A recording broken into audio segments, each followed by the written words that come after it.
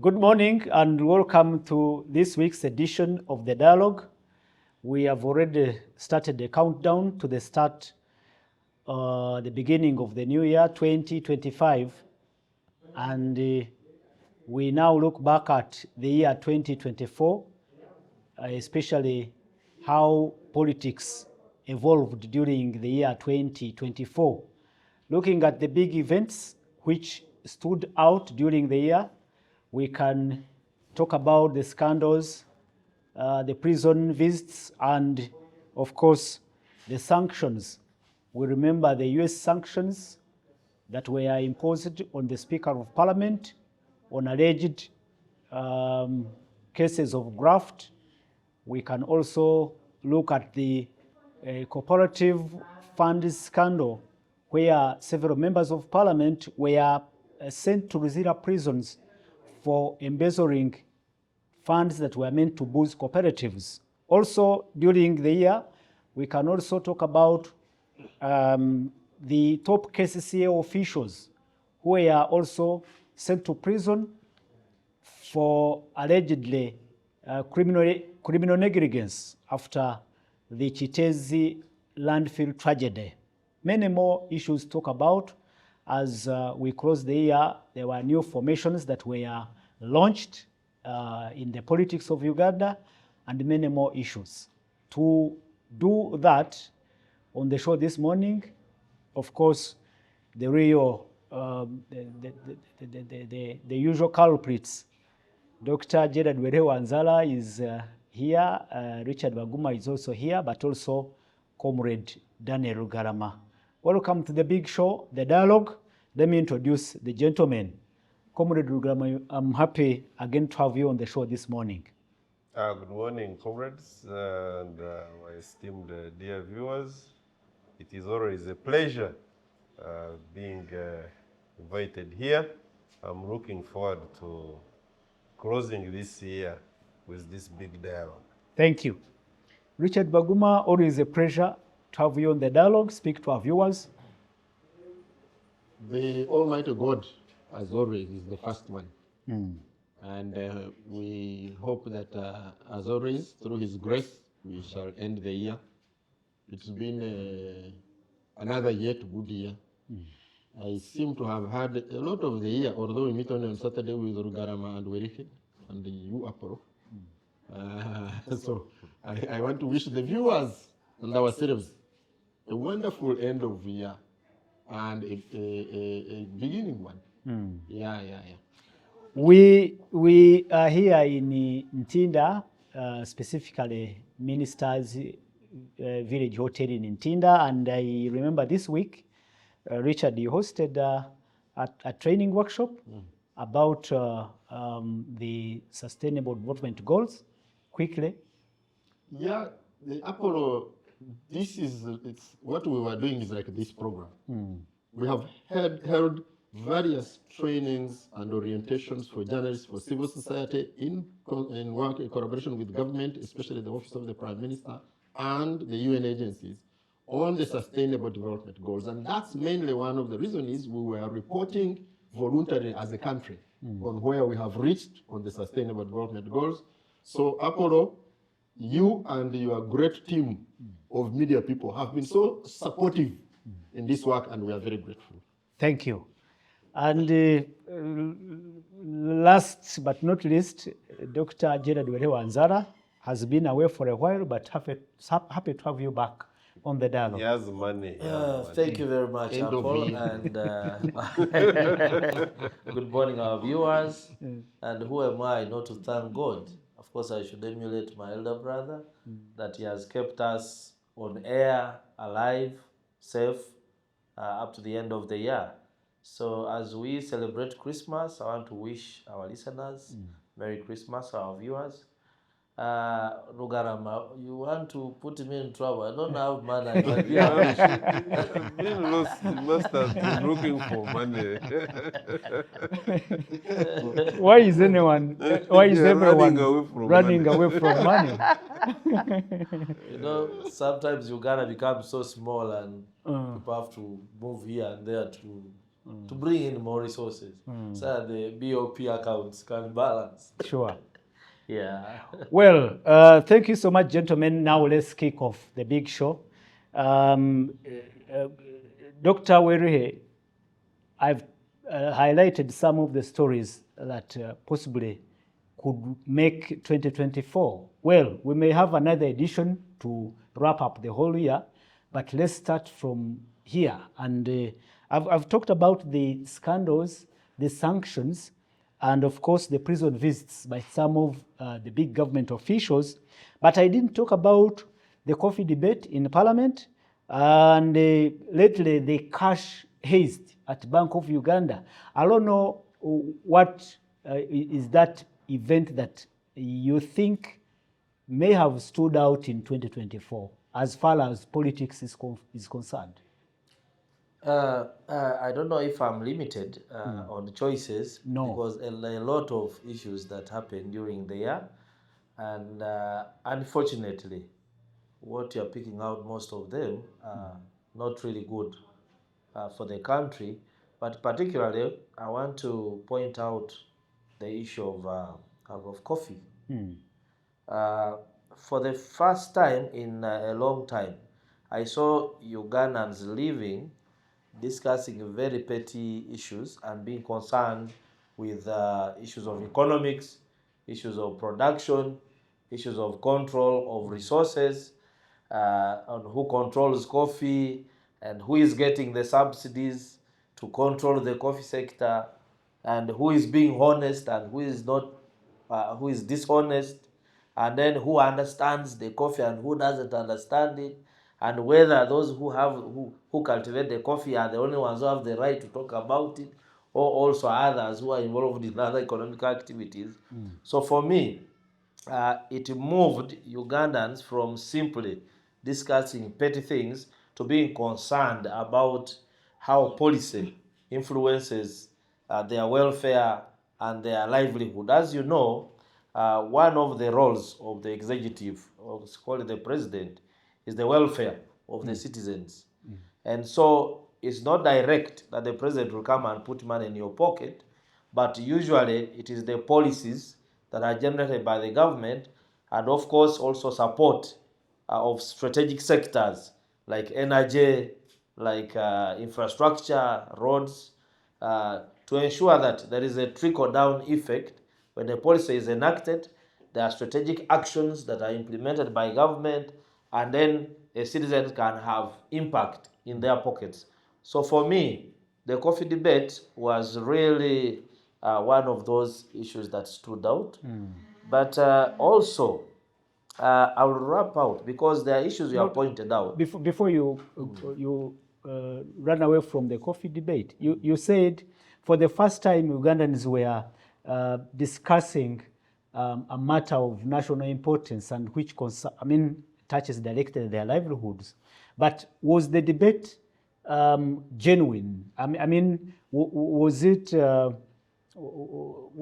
it devoid of sentiments and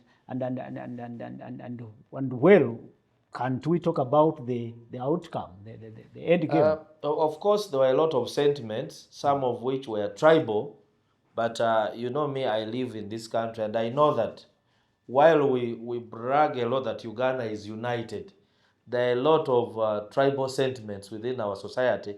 Just this morning, someone was addressed on a forum in the Republic of Chirinya, where I live, and someone was referred to as Mkoko by a friend, and then it has sparked a lot of things out of control. I'm saying, but me, I got married there, but I was also referred to as a Mkoko, that he has married a Mkoko, but I was not angry, because these are mythical things of maybe a wild beast, which maybe did not even exist, which scares children.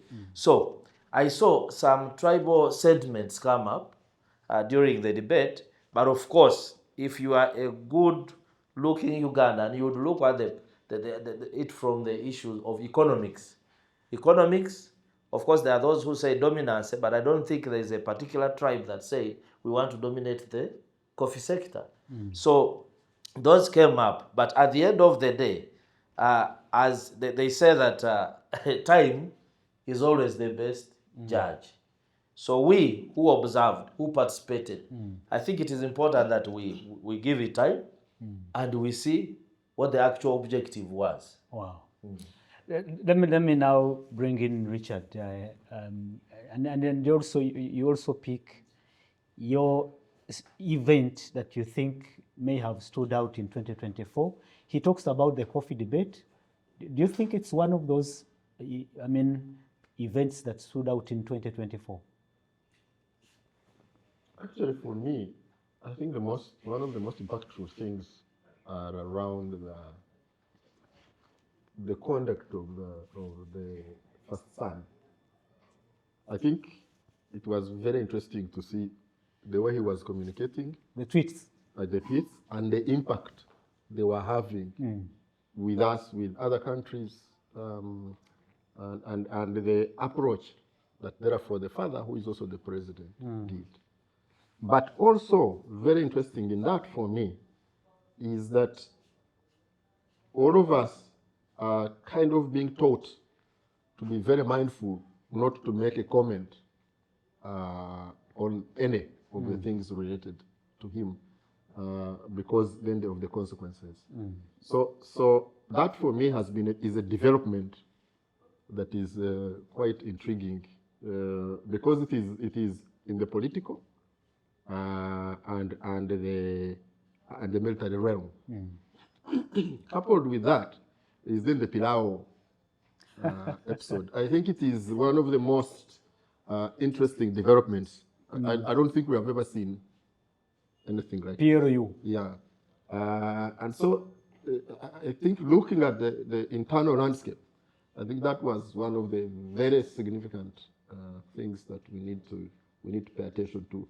The other one is not just coffee, because you see coffee, where did coffee come from? Coffee came from the rationalization process. Yeah. What is interesting is that the rationalization has actually been happening. Yes. You see, the creation of some of these agencies was actually a rationalization process. That's what is not talked about. That for these agencies to be created in itself was a rationalization process.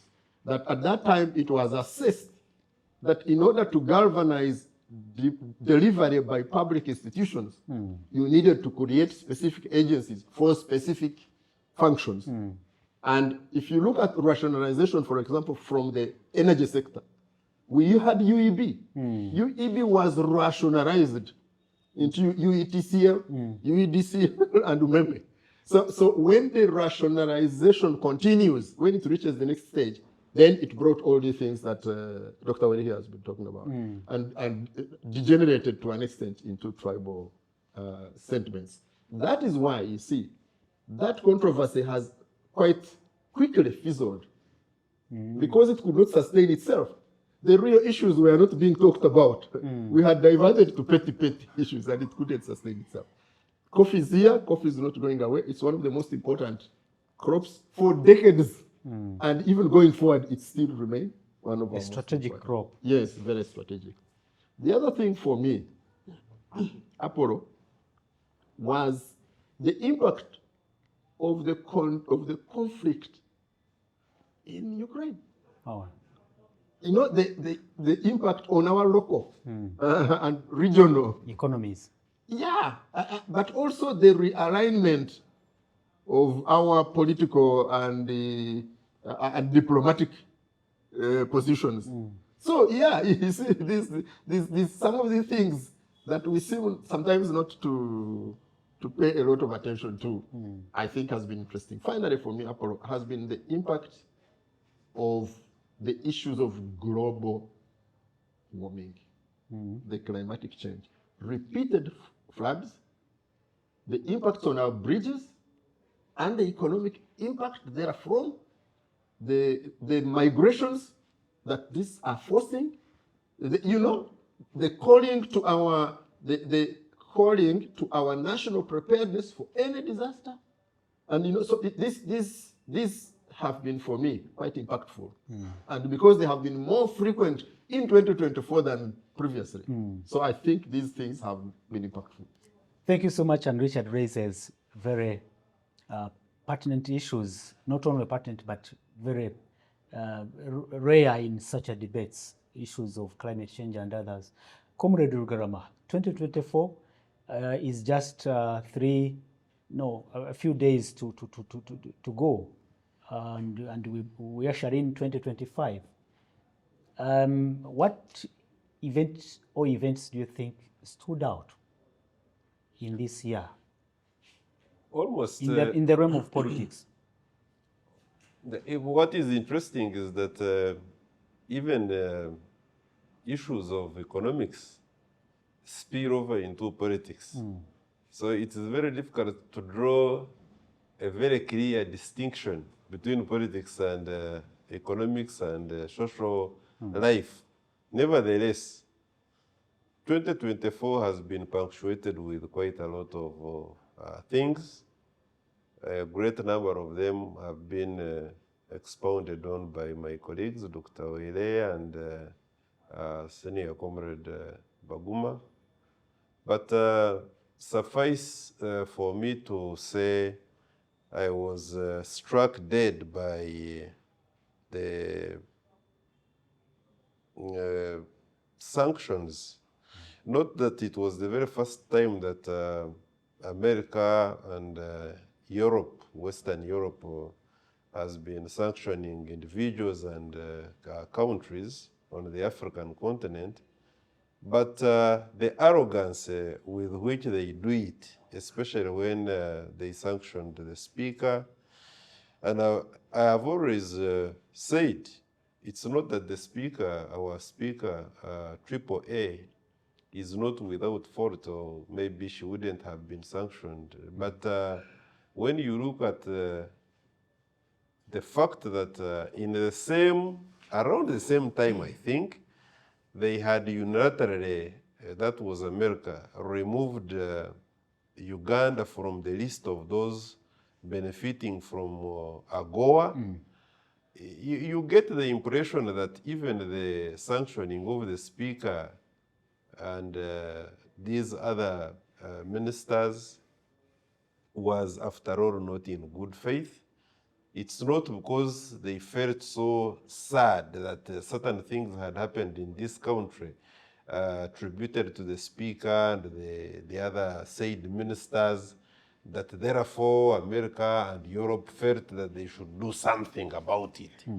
It gives you the impression that this is the usual conceptualist arrogance against us, which smacks, of course, neocolonialism.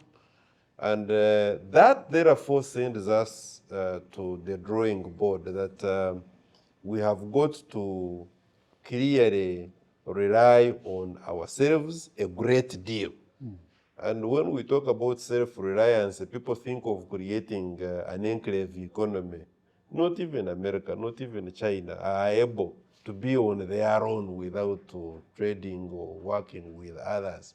And the argument of self-reliance, which is even contained in NRM 10-point program, is not that you are 100% relying on yourself, no. But even when you have got what the late Chirunda Chivejenja used to call strategic linkages, those ones must be that should they not be there, are you able to live? So the point really with these sanctions that came to the speaker, the ministers, the unilateral removal of Uganda from benefiting from AGOA, speaks to the greater need for Africa to be self-reliant. And it is one of the packages that I give the government of Uganda and the African continent, and with the new leadership now at African Union, that we must seriously guard the interests of Africa against the perpetuators of imperialism. And maybe finally, I looked at apart from, of course, the political developments on the African continent, almost every country you look at, and Uganda in particular, when you look at these new political formations, the emergence of PRAO that Ndugu Baguma was talking about, PRU, and the way it was being run and where it is now. Of course, the coming in of PFF. Now, PFF in full is People's Front for Freedom. Then you look at, of course, the activities of this Bobi Wine political party and what they went through, their political journey in this year.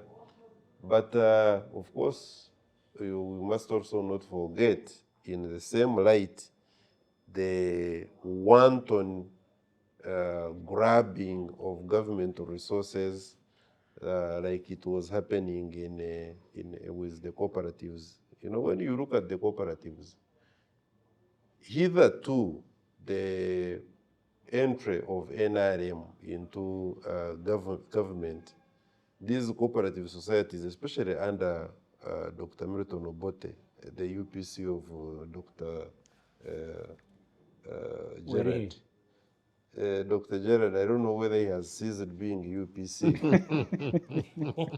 But I think if there is one thing that we must credit UPC with, it was jealously promoting the cooperative spirit. And I don't know what possessed my government and our leader, His Excellency Yoweri Kaguta Museveni, to almost do away with the spirit of cooperatives. It was one sure way. And if you are taking anything away from, for instance, if you want to do away with the cooperatives, you look at how the Mbare, is it Bugisu Bugisu Cooperative Union is helping out the people over there. So by doing away with the cooperative society, I think it was one of those few moments and low moments that our leadership and the NRM government should admit that they experienced.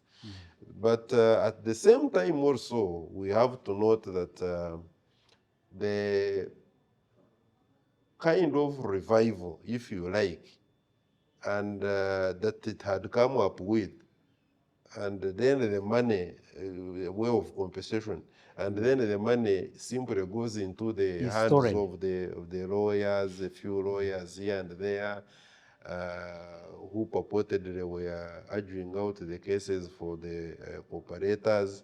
Then you look at even including a PS, I think, wasn't Geraldine, caught in the web, where the matter is still in court, but I think also this habit of saying that something is in court and therefore we should not talk about it for the benefit of the people. How many of you, by the way, go to courtrooms to listen to some of these things? So I think we have got to do something. After all, taking on my chairman of NRM, he wrote about a matter that is in court, because extensive, and if you get the Fountain of Honor, writing about the civilians being tried in court martial, and the matter is lying at the Supreme Court. I will not say much because my other president of the Royal Society has also responded, so I will leave it at that. But I will simply make a comment that probably my president should have been advised, that is the president of the country, that this should, because now I'm wondering how the principal judge with his members are going to pronounce themselves over this matter, now that the president has already pronounced himself over the same. Some of these things really, I get sleepless nights, and maybe that is why I have developed high blood pressure. Because, but anyway, very finally on this, 2024 has been a very trying moment for the globe, because we have had escalations, political escalations in almost everywhere on the globe or planet Earth. We have had the Ukraine situation that Waguma talked about. We have had the unfortunate occurrences in the Middle East, perpetuated mainly by Israel, that Zionist state. We have had the unfortunate unfoldings in Asia, especially in those territories that China thinks they are her territories, Taiwan. which I also believe they are anyway. Then we have had situations in Korea. Almost the entire planet Earth has been caught up in a fire, conflicts. and we also seem to see the superpowers kind of wanting to resurrect the Cold War, which, if we do not guard ourselves seriously and become conscious, I think there is a fear, as I conclude on this, there is a fear that this 2024, if we do not be careful in these dying days, we may be sowing seeds for the Third World War. Thank you, Comrade Rugarama. Daniel Rugarama is a scholar, a lawyer, but also the chairman of the Pan-African Movement. Well, Dr. Gerard, I don't know why Comrade Rugarama thinks you are no longer UPC, but the issue of cooperatives is one of those issues that stood out and sunk even the key government officials and legislators into prison. I don't know if you think or what you think could come out of it.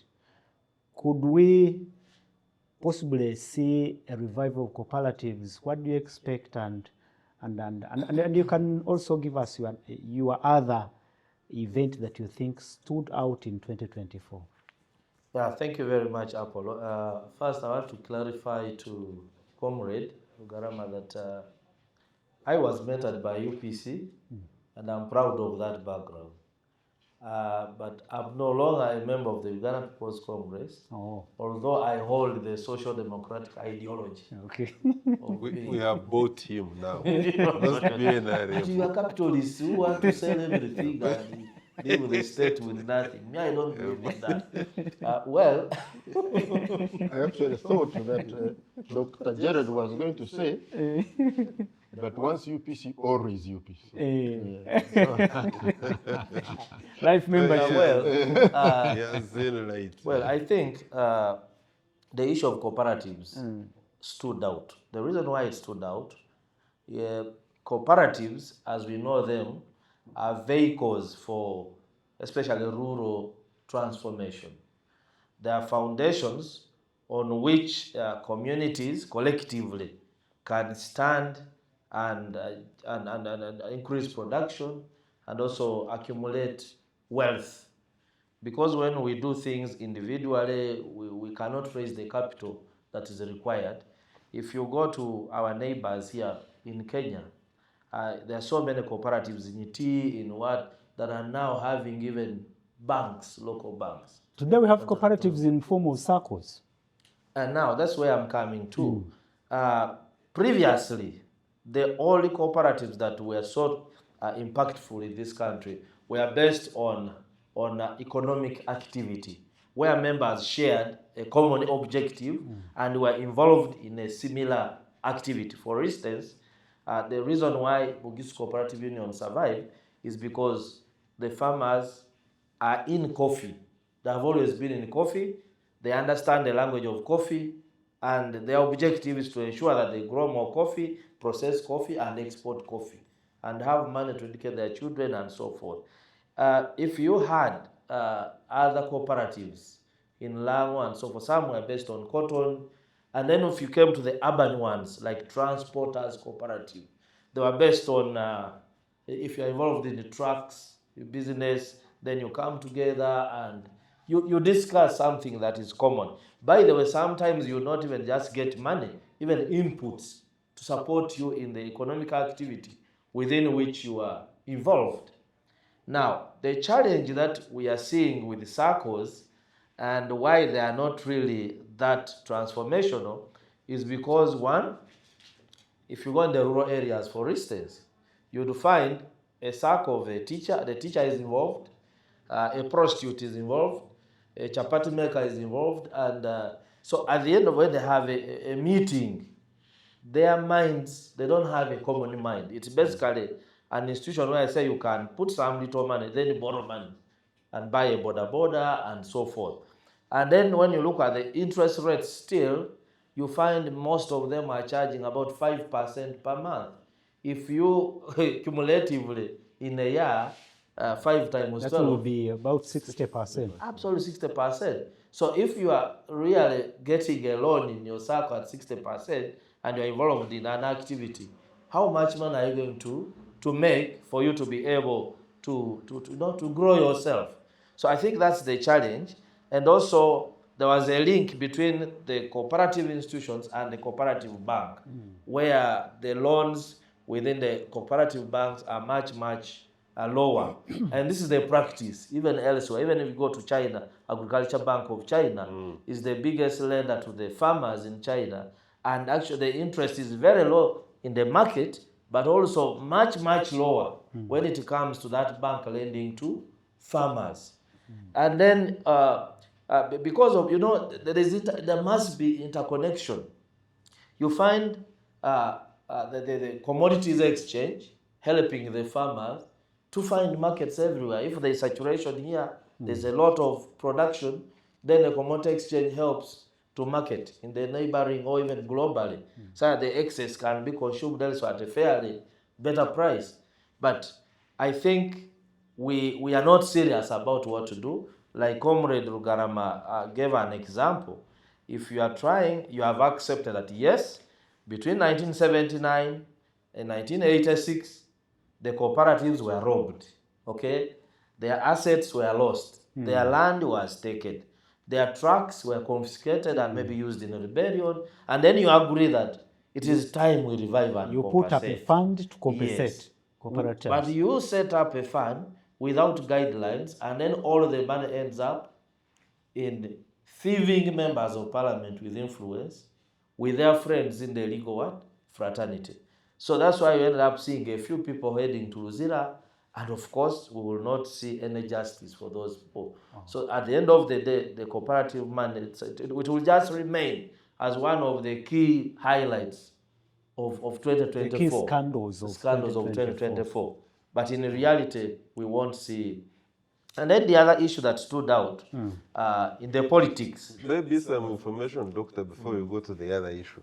You see, the concept of cooperatives is that you have got a uniform idea. You have got a similar or the same economic activity in which you are cooperating, in which you are engaged. In this particular case, if we wanted to, for instance, compare the circles with the cooperatives, it would be very difficult because the circles are cooperating. The members of the circle are in what activity? Similar uniform activity. Compared to, say, Bugisu Cooperative Union. You can see that we still have a task. There is a difference. There is a whole ridge that here we have got a cooperative society, like Bugisu Cooperative Union, but no matter the circles that you have, financial circles that you have, they all have different, the members have different jobs which they do. They only meet when it comes to keeping money and extracting money from there. Thank you. Yeah, thank you very much for expanding on that, and that is exactly what it is. The other issue that stood out, of course, is from the opposition side. I remember when the rift started in the NUP, resulting from the 500 million mark, which is now tagged on the Honorable Mpuga. I don't know how we'll address it, but he seems to have been dressed with that 500 million coin. And I remember telling you that where things were going, it was a point of no return. That at the end of the day, the divorce was going to happen. Was imminent. Yes, so recently when I saw the divorce starting and moving on perfectly, I was not surprised. However, I would like to comment on whether the divorce, because there was speculation that when he moves out, he will go with a lot of clout and will divide the NUP maybe in the middle, including in the parliamentary group. For me, what I see is I see the Honorable Mpuga moving out as a deflated tire, kind of, on a vehicle.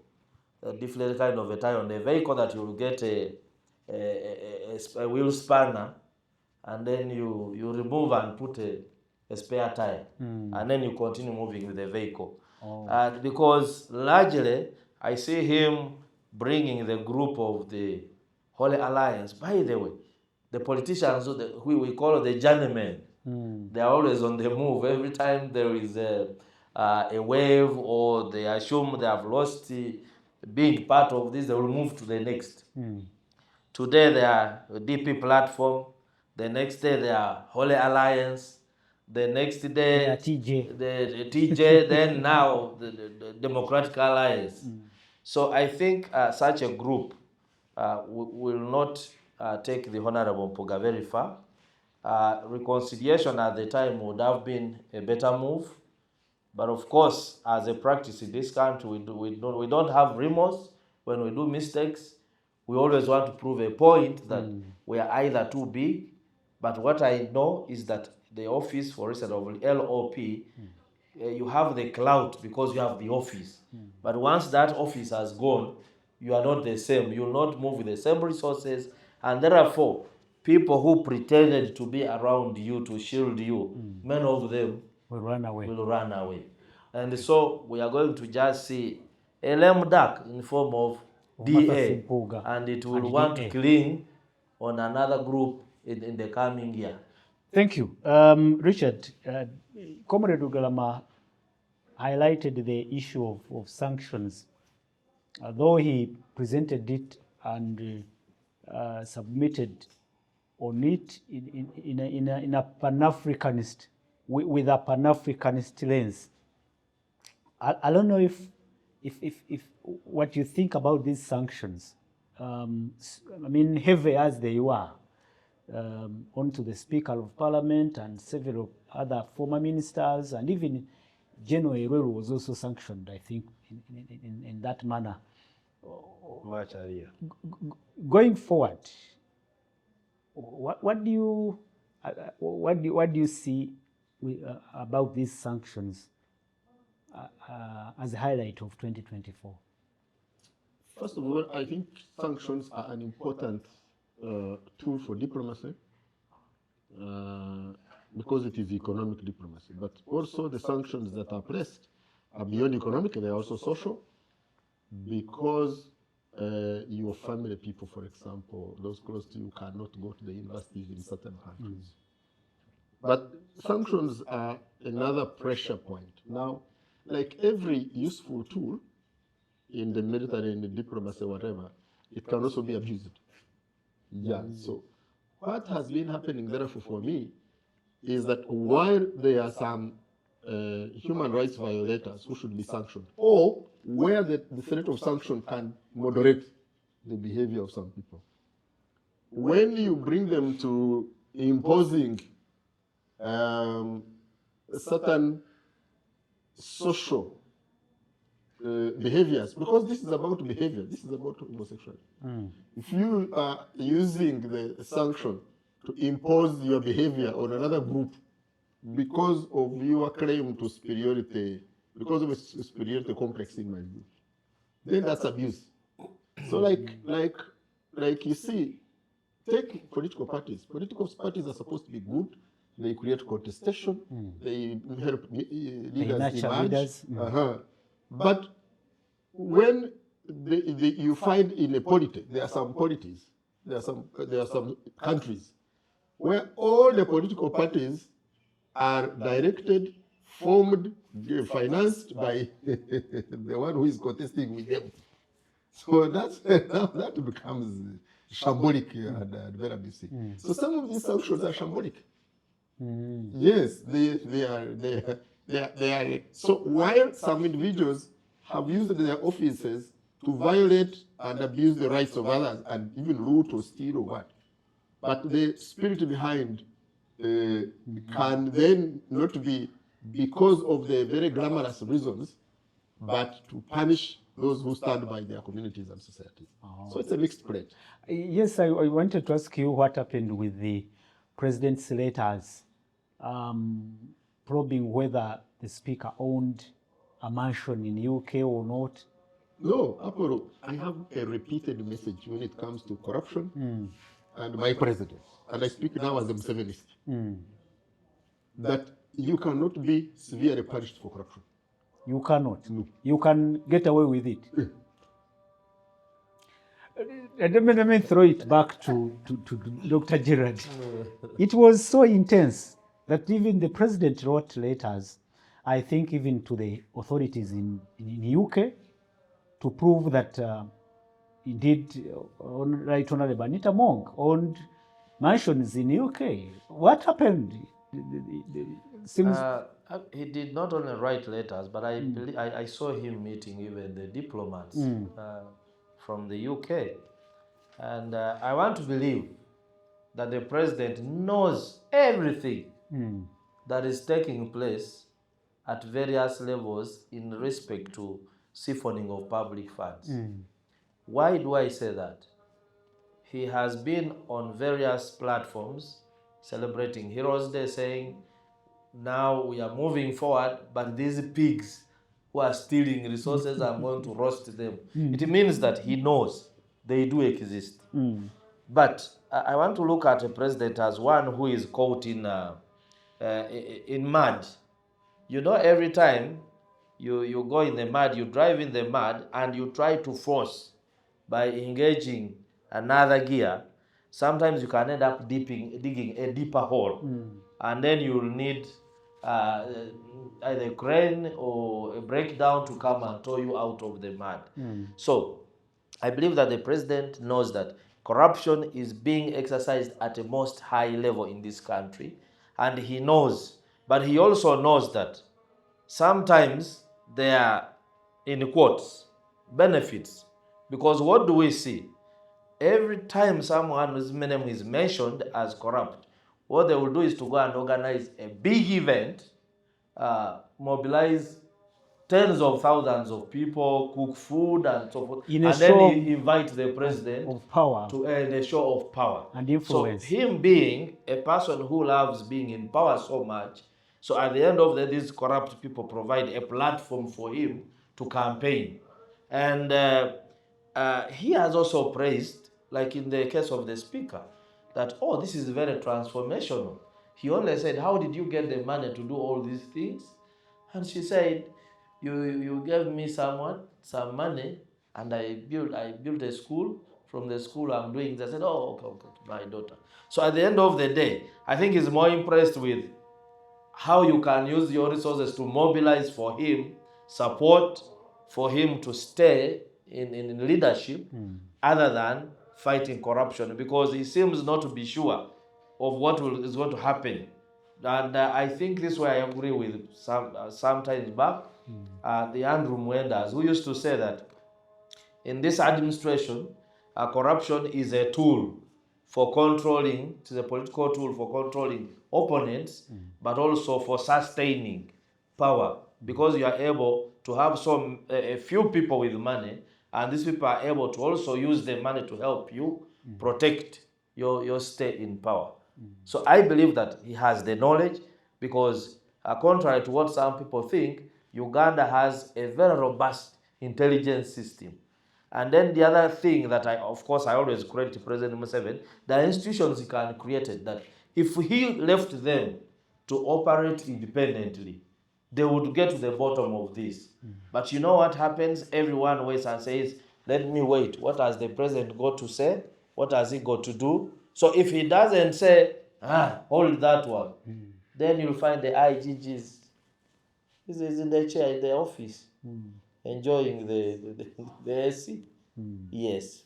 So it is a political tool. I want to believe so. You want to believe that it is a political tool? Yes. And well, viewers, it is the dialogue, and we are still looking at the events which stood out in 2024 as we, of course, count down to the beginning of the new year 2025, looking at corruption scandals dominating the headlines, but also other issues that we need to look at, including the coffee debate.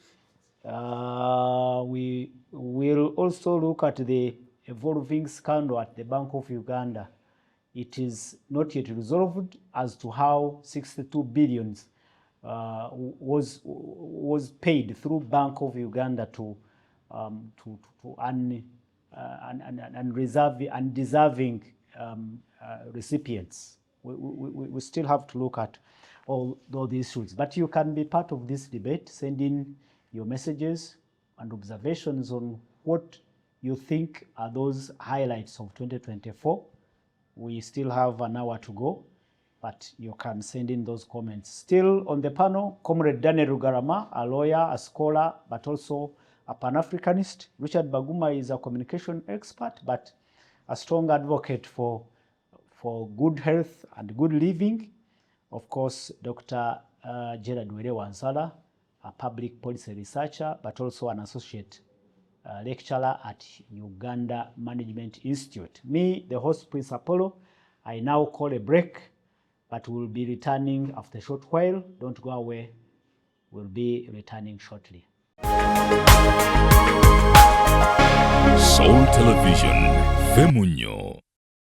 Good morning once again, and welcome from the break. This is the second segment of the dialogue on Soul TV. My name is Prince Apollo. We have Dr. Gerard Were Wansala, Mr. Richard Baguma, Dr. Daniel Rugarama, and we continue to contextualize the big events of 2024 as we count down to the beginning of the new year 2025. Well, in the first segment, we highlighted some of the scandals, but also some other big events, including the cooperative fund scandal. The money heist will possibly come now. Dr. Were Wansala, we still have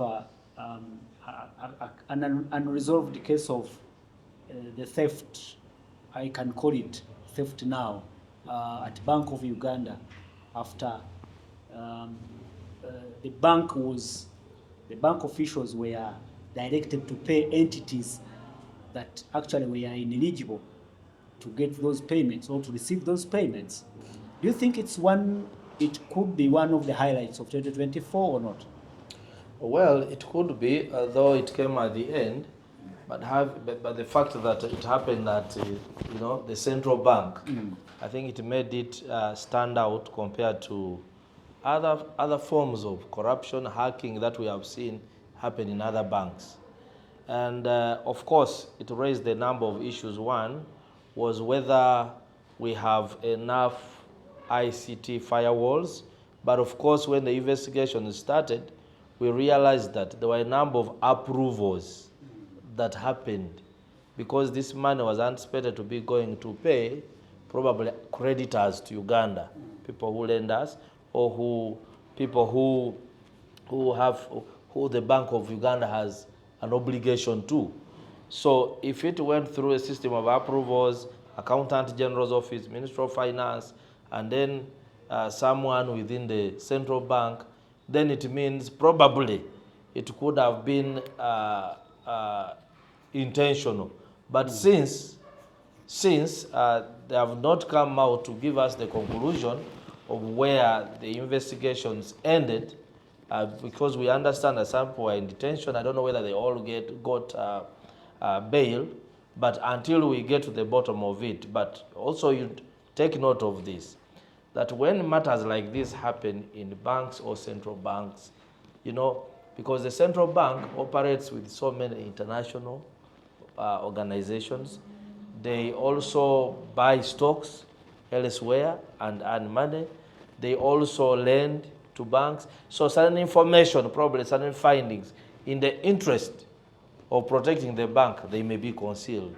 But then I expect some action which will be taken on the perpetrators of this, if it was intentional from within the government of Uganda. Richard Mogumba, the investigations are still ongoing, but what we have so far picked is that the Bank of Uganda clarified it that there was no hacking as we earlier thought.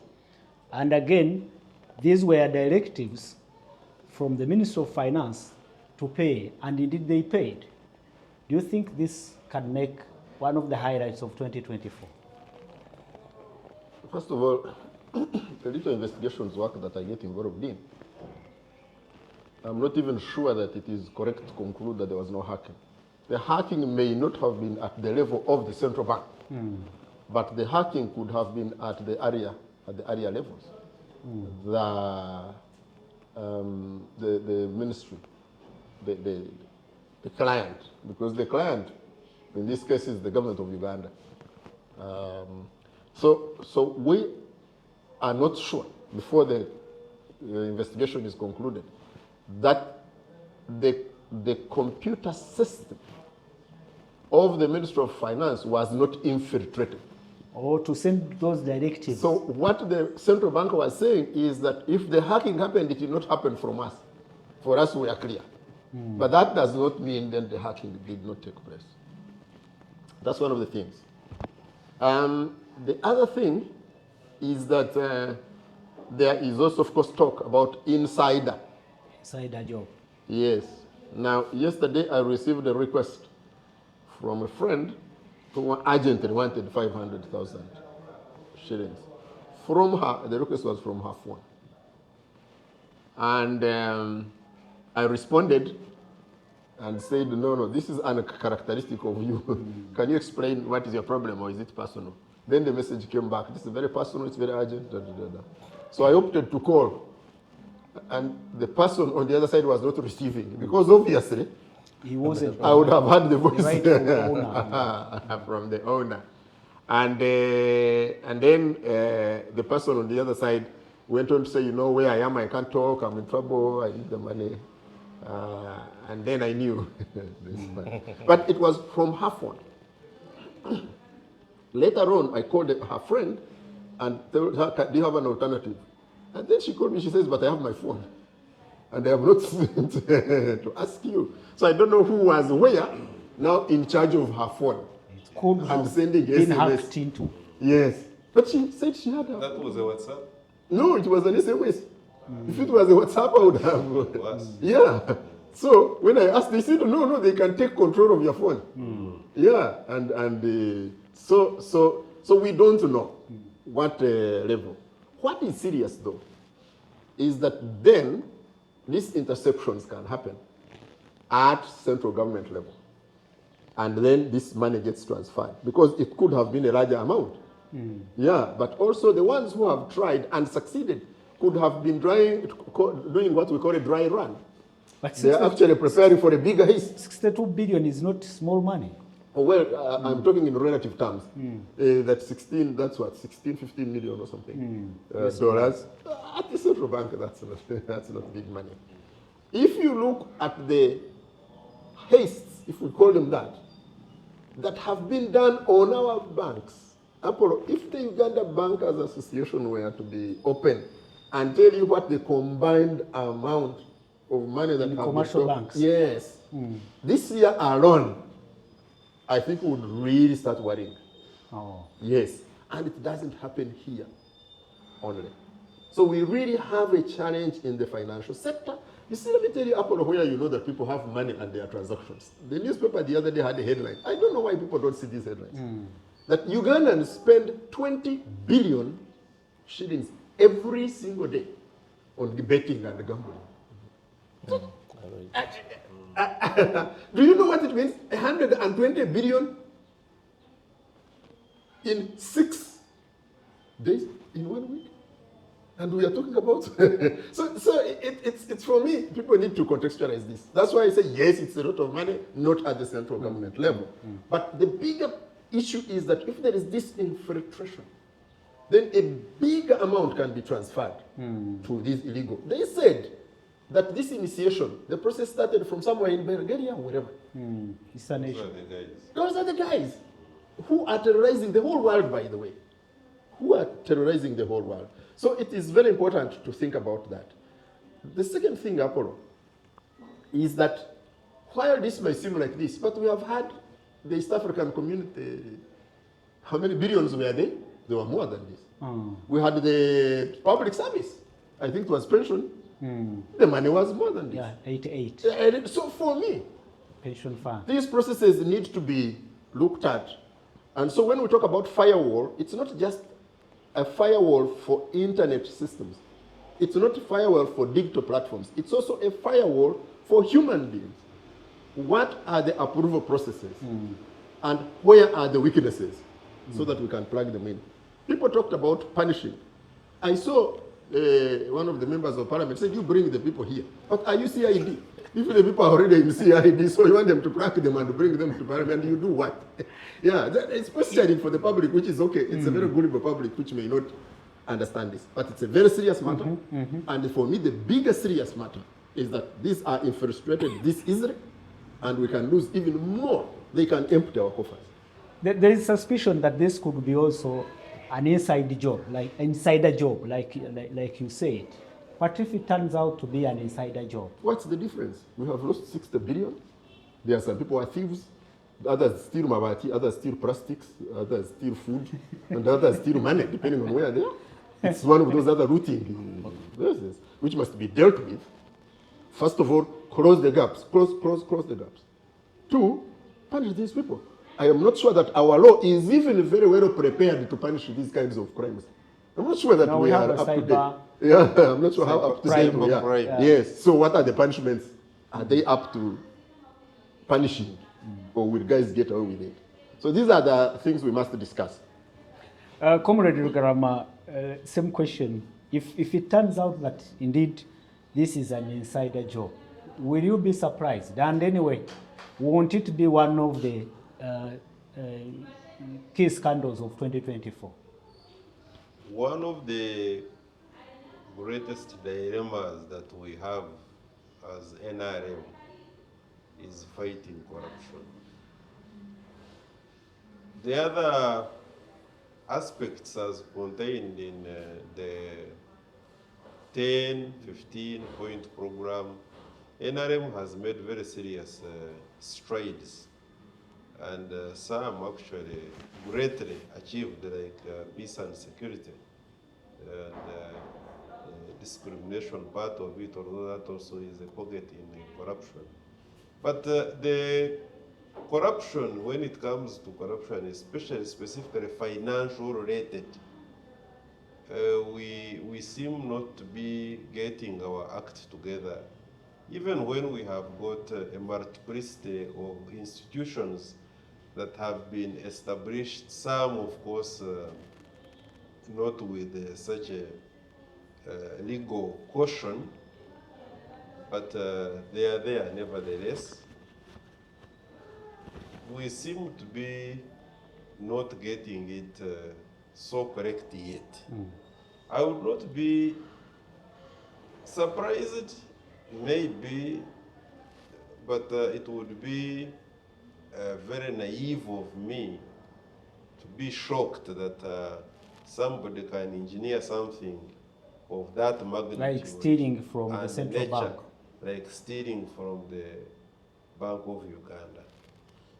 We have reached a level, unfortunately, where some of our colleagues are not ashamed to do such high-level, shameful acts like stealing at the level of Bank of Uganda, even the commercial banks that Ndugu Baguma was talking about.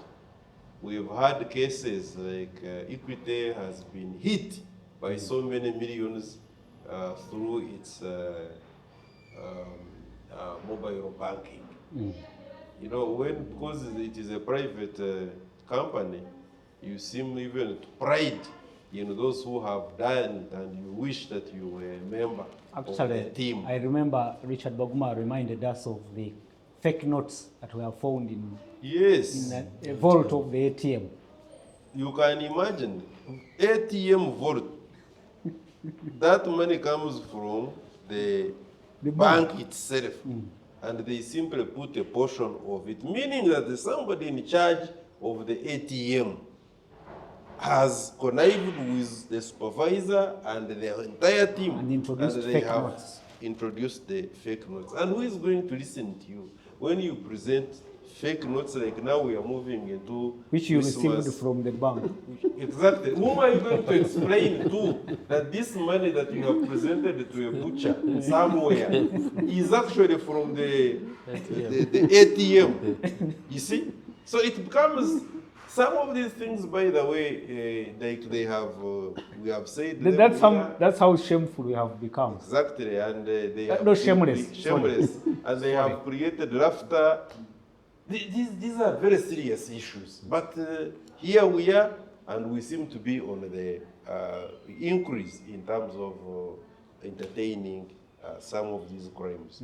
Now, what is of greater concern also, Finally, is that here we are, and the crimes are not just what has, that one happened to come into the public domain. What about those which happen and they don't see the light of the day? Now, if the investigative arms have been interested and they are doing some bit of work, will they come up with credible evidence to be able to present a case in courts of law? Because then we would be looking at the judiciary and saying, here you have been given the matter, what have you done?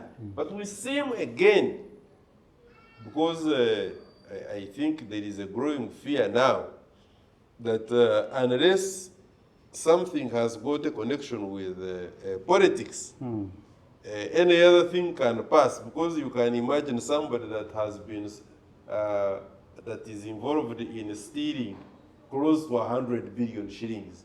You, the investigating officer, how much do you have if you were given a small fraction to simply keep quiet? Why do you talk when it is eating time? okay. Thank you, Comrade Garamandi. Let me hear from you, Dr. Werihe. We've highlighted scandals, we've highlighted bad events. Yes. Can you pick of, any good thing that ever happened in 2024? I can remind you that we had the inaugural regional parliamentary sitting in Gulu. A good thing, maybe we, out of politics, we qualified for AFCON 2027. I don't know if you can pick one good thing that happened in 2024. Well, I don't know whether it's my memory that betrays me, but the negative things seem to stand out a lot. The Chitezi, garbage bearing people. Now Bulambuli. Bulambuli, the pavers, people who hit people at night, I think. But of course, the positive, I think, which I saw was that the inflation in the country has been managed. If I'm to go by the information from the Bank of Uganda, and also because of the prospects. Around 3.7%? Yes. Imagine jumping from where we were during COVID to there. I think that's positive. And also because of the prospects of the investment in the oil sector and the huge sums that government has invested there, we have seen attraction of FDI, foreign direct investment, and the figures show that there is growth. Actually, in the region, Uganda and Tanzania among the leading recipients of foreign direct investment at the moment, but I know most of it is powered by the anticipation of the oil production, which keeps on extending. I don't know why, but I believe at some point it will. For me, that was very positive. Of course, the other negative issue that we should not talk about, this trend of continuing to subject people to military courts, and then the Supreme Court is sitting with a ruling, the ruling about the same, because as you recall, this issue was challenged in the Court of Appeal, and they ruled it was wrong to continue trying people. Now, recently, in the case of Kiza Besigye, actually the person who led to this case previously is back again. Yet we have just seen the NUP people being subjected to detention by the military, and then eventually persuading them to plead guilty. So we are waiting. I think in 2024 we are putting the Chief Justice and the justices of the Supreme Court on the radar. We are also putting the Attorney General on the radar, whether we are really serious about giving justice to the citizens of Uganda, or we are up to using the military court as a political walking stick to achieve a political victory by suppressing opponents. I think that is very important to recall. I mentioned Chitezi, and we talked about the swift sourcing of a Ghanaian investor. Company. Already there is information moving around that actually the president was duped. We talked about, we said, where was this investor standing that immediately people are buried in Chitezi, then the investor is around. So I think the one who buried them. now, but where was he standing that he could be single sourced immediately and quickly? And what evaluation was done? Because we want to sustainably solve problems, not for taking photos, pretending we are going to the president just to use it as a way to con the president and get subsidies to do something. So I believe that the lesson from that is that if we want to solve, to get a solution, I think it's good to think through it, have possible alternatives, and that. And then the last one, the president is moving around in what he's saying, an evaluation of PDM. But of course, it's not, it surprises me that if you're head of state and you're jumping from here there in a country of 50 million people, that to see how PDM is performing, certainly you may not get the results. The visits may be stage managed by your handlers, and then at the end of the day, the information that you gather is maybe for the information of the public. I've been moving in some parts of this country, in the east, Busoga, Bugisu, and so forth, and I think some communities, people firmly believe that the president is giving them money to eat for 2026. PDM. To vote him again, because they think, why is it coming at the tail end of his regime? And so many are swearing not to ever pay this money back, and I believe like other previous schemes, like Ntandikwa and others, this money will never be returned. Let me be a prophet of doom on this. Richard, do you find one positive event that we can count on as we look back at 2024? Absolutely. Oh, it's No. dark and gloom. Perhaps my number one positive event was President Trump. Oh, Absolutely. bouncing back. Absolutely. I think it's good for the world that Do you also have sanctions? Those President people Trump who celebrated no, his return. no, that's a very small matter. Eh. So I think Trump is good for the world. The other things for me is, you see, I sit on the Community Advisory Board for the HIV/AIDS research in this country. You know, we had a major breakthrough in HIV/AIDS treatment. And Uganda was one of the countries on this program. That now we have a drug which is effective that is taken once every 6 months. Yeah. Injectable cabotegravir. No, it's not even injectable. So it is even easy to consume. Oh. Easy to carry, easy to consume. It's a major breakthrough in our HIV/AIDS fight that we can now go 6 months, so it's just twice.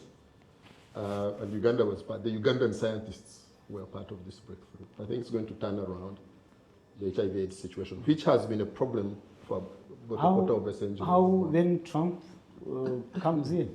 No. I finished Trump. I went to the second matter, which involves Uganda. The other thing for me that I really look to, I think can be extremely important for the economy of this country is the SGR. Yes, it was commissioned.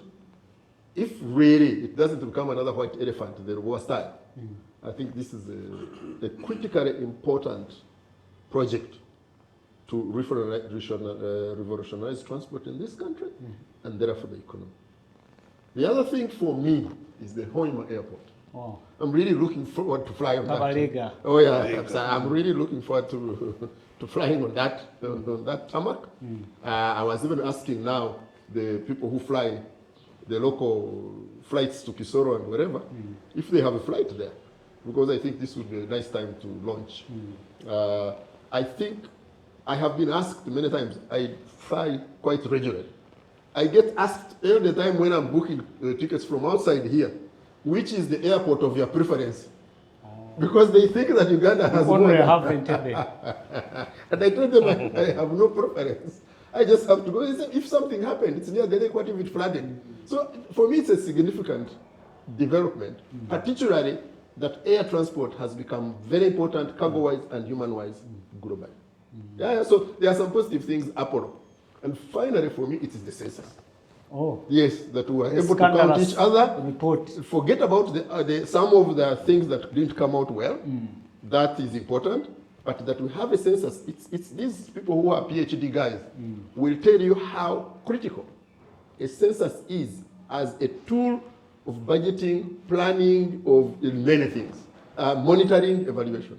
So I think that also, for me, is important. Thank you, Richard. And Comrade Daniel Rugarama, pick a positive moment or event of 2024, if any.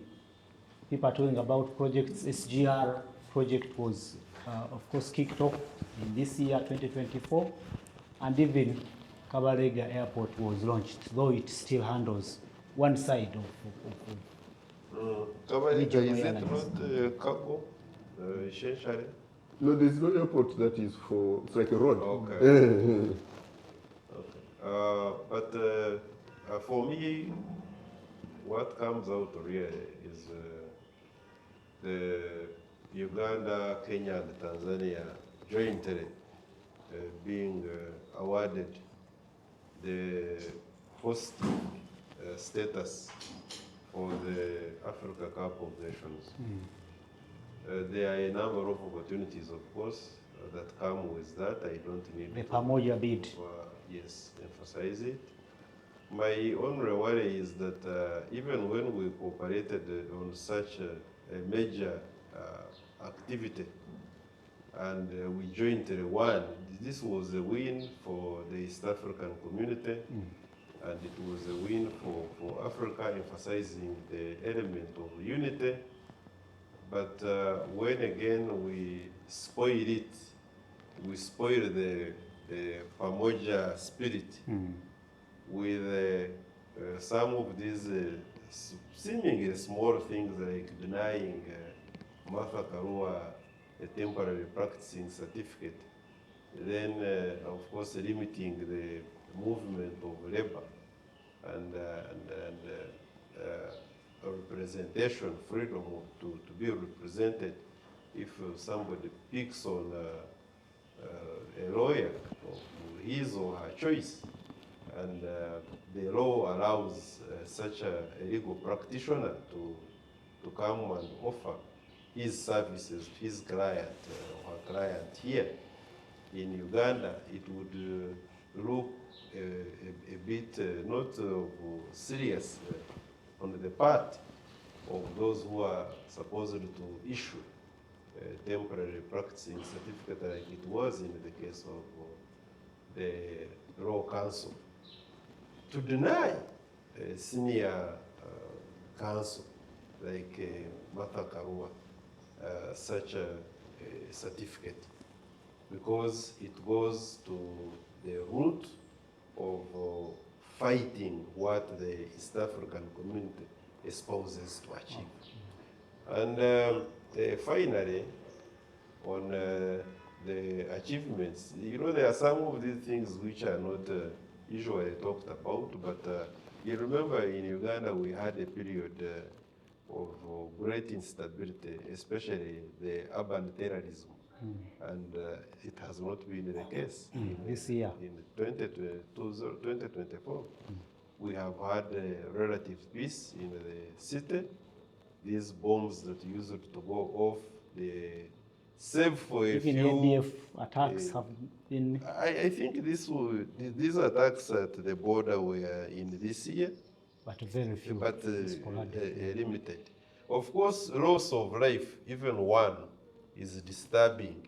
But again, when you have got repeated and at a mass scale, it is extremely worrying. So the fact that we have had peace to a great extent, really, throughout the country, almost no urban terrorism, it shows that indeed, like some of these researchers have placed Uganda in terms of happiness index as country number 2, I think globally, speaks mountains. That is yet another achievement for NRM, and no wonder that come 2026, with a few problems that we have had as NRM, we are going to bring back the old man, Yoweri Kaguta Museveni, as our next president.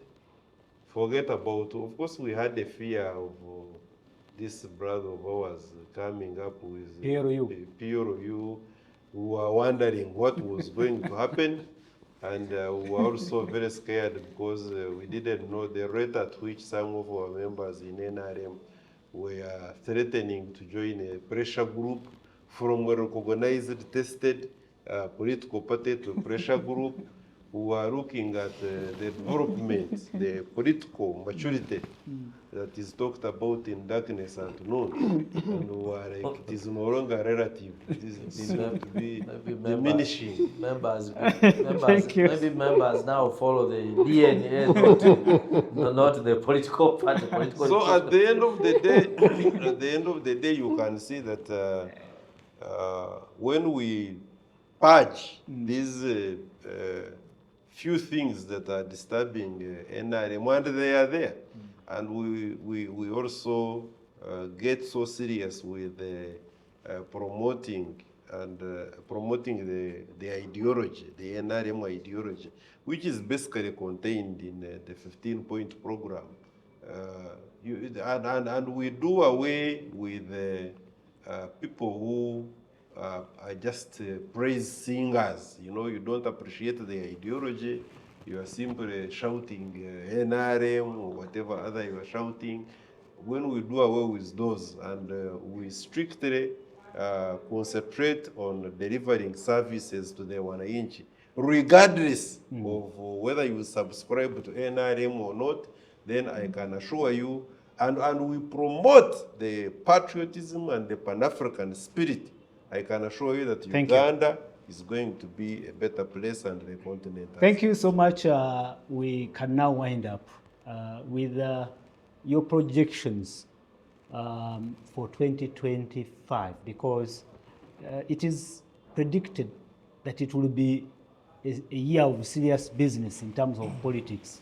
And indeed, what do you think, Gerard, Dr. Gerard, of next year? Are we yet to see more contestations? Are we going to see more political formations being launched and announced? Yeah, of course, you're right in that regard. Only that when you say that it is going to be a year of serious business in politics, for me there is a way I look at the politics of Uganda. The seriousness on real issues of governance that matter is not reflected anywhere.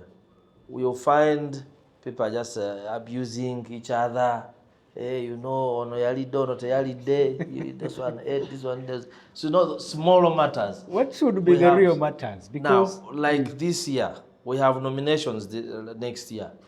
This year should have been a collective voice, 2024, where people would demand for electoral and governance reforms that we would see at institutional level, like Parliament taking them up. But next year, don't be shocked to see the name of the Electoral Commission again changing from Independent Electoral Commission to I don't know now what. Greater Electoral Commission. And then we go for Dr. election Gerard, under that. I don't know what you Without- want them to do. They tabled these demands in Parliament. I think even Honorable Mathias Mpuga offered to table his private members. Did he have a strategy? He only came in when he was being shouted at over the 500 million and being booted. So he wanted the relevancy by bringing the bills after that. But collectively, what strategy was there? Because some of these reforms are even good for some NRA members or even NRA members.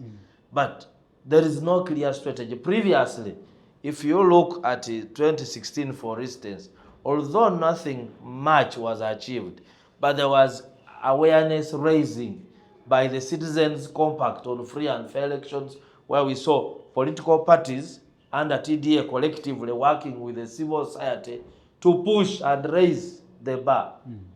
All these years, we're just Kunga, I don't know what, PLOU, Namialo, cooking rice in Jinja and so forth. So this is how we have diluted the politics and the policy now. A Thanksgiving, or you come and eat pilau, we thank for being appointed a minister.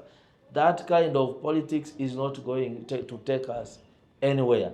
But anyway, as for contestations, next year we are going to see some contestations. We shall see new babies like PFF trying to move around to market themselves. We shall see our group, the DP bloc, who are now under DA, Democratic Alliance, also trying to, because nationally they don't have a belonging. You might see them more rotating around Masaka and some places within the central. We are going to see, I think, with the CDF now being politically active, the current CDF, we might even see now the army, especially the commanding officers, being more involved in the politics, like previously in the 90s, where we used to see military people at political rallies holding guns and supporting candidates. Most likely, it is like to come because the behavior of the head of the army shows so. We are likely to see, of course, sanctions may not. We are seeing a change in Washington, but the EU may sanction more people because of more human rights violations. And then I think in respect to politics, that's what I'm going to see. In oil, we're going to see increased activity in the Albertine. As you know, the pipeline is in progress, and there are discussions between Uganda, South Sudan, Kenya to construct a pipeline for finished oil products from Eldoret and bring it inside to save the roads, to save so the fuel can also come more cheaply, and maybe, of course, to reflect back, there's something positive I did not talk about that happened. We used to tell government that take oil, fuel as a strategic commodity, and probably by taking control, you may have the prices go down. I want to thank UNOC, Uganda National Oil Company, the Ministry of Energy. We saw that now the pump prices are relatively a little lower when UNOC took over the importation of fuel and distributing. And of course, even the government needs, that markup the government gets can help government develop other infrastructure projects. Thank you. Richard, what are your projections for 2025, which is believed it will be a very busy year in the context of politics? Yeah, because of 2026, it will be a very busy year. The most important political agenda will be the continuance of my president and consolidation. So the most important agenda, everything will revolve around that. Your Is president. continue staying in power and also the consolidation of his power. The consolidation and concentration. What is the fate of PLU? PLU is going to remain. Dead and PLU buried? is not going to die, no. PLU is not dead. PLU, part of the consolidation in my view, the concentration and consolidation, is to harness PLU as a possible alternative in the transition Agenda. Because there's no doubt about in my view, the thinking about the transition and who should come next and what. So I think this is a vehicle that is going to remain serviced, but not fueled, so that it can be fueled and move very fast if it needs to be deployed. That's bad news for Comrade Rugarama. No, Comrade Rugarama is a pragmatist. Yes, Pan-Africans are pragmatists. Don't be surprised if Comrade Rugarama becomes the conductor for the PLU bus the next day. If it brings if it satisfies his political contribution. Because Comrade Rugarama would like to make a contribution. So if it is the bus, PLU bus, that will be, it can be rebranded a little bit. Sure. But I think it is going to be remain serviced and ready to go except not fueled. Okay. And I think all the people around it will be rehabilitated and empowered, given resources to keep moving around. I think so that we'll be having more of the same. I think a little bit more money, not a little bit, a lot more money meant for poverty programs will be for actually political campaigning. So all the schemes will be about what gives electoral advantage. Now what is my focus? My focus is going to remain road carnage. Yes, I think my focus is going to remain on road safety and now water safety. If you look at the statistics of the people who are dying, in my view, needlessly, are the people who are dying on the roads, the adults and the children, our school children, and also the people who are drowning very carelessly. So I think that is not going down at all in the prediction, and for me it's going to be one of my focus, and I invite you guys to be. I also think that there is going to be a bit increased repression. Yeah, so we'll be a bit more in the spotlight for... That means more sanctions possibly. It's a possibility. Yeah, there is a possibility of sanctions, but we are going to be on the spotlight. I think there's going to be a lot more clamping down on those who are perceived or who actually do oppose. Threats. Yeah. So Apollo, me and you who are in the media and in civil society, we are going to be serious targets. Thank you. So yeah. Comrade Rugarama, 2 minutes. Talk about what could be your projections for the new year. Africa's politics are going to remain relatively for the benefit of going by the blueprint of the one-time Secretary of State, American Secretary of State, as developed in United Arab Emirates. Majority of Africa politics is going to remain a blueprint of the capitalistic West, whereby your democracy is as good as long as the capitalistic West has said so. No, what are you Pan-Africans doing? It is work in progress, and I have always told those who care to listen that when we talk, it is not in vain. Otherwise, all these religions would have closed shop and gone away, because however much they talk, sinning seems to be on the increase. So if, for instance, sin was computed on how much you talk, then I think majority of our religious institutions should have closed shop. So what I'm saying is that we shall continue an increase of our democracy, African democracy, being determined more by the Western capitals and making less sense of the Wananchi who participate in the same democracy. We are going to see the Middle East question not getting sorted, but it is not going to escalate. With Trump?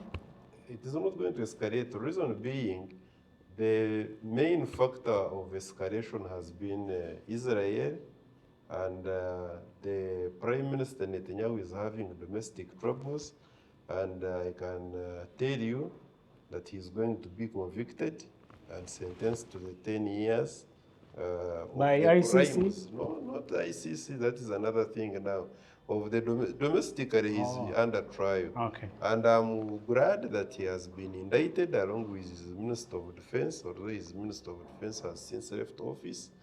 And I know, of course, there is no European country that is willing to arrest him and take him to the ICJ, but gladly that at least that statement has been made, the bold statement that was made by the American prosecutor and later on taken on by the courts. Thank you.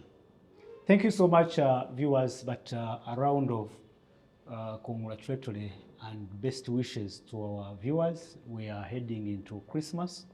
Merry Christmas, dear comrades, and a very prosperous 2025. And this goes to our esteemed viewers and the management and the promoters of Salt TV. You don't have a constituency. Richard Baguma? The Pan-African constituency, of course. Yeah, this is just a calendar date, but life continues. So please leave it as a continuing life. Don't leave it as if life is ending with just a calendar date, which was brought here by I don't know who, the Latins or whoever. So please keep safe and keep others safe. I think that's important. Eat, drink, drive, indulge carefully, because the end of the year is not the end of our world. Dr. Ure, Yeah, our viewers, it has been a great year being with you. I wish you a Merry Christmas. Please enjoy the festive season, but remember, take care. There is HIV. Don't consume all resources, because January is looking at you, including school fees. So, but looking forward to the next year. Thank you. thank you so much, our viewers. We've come to the end of this edition of The Dialogue. From me, Prince Apollo, and the production team, thank you so much. And as we head into the festive season, we say Merry Christmas and Happy New Year. To all of you who participated in the program, who contributed and commented in any way, thank you so much, and we wish you all the best. Good afternoon. God bless you. God bless Uganda.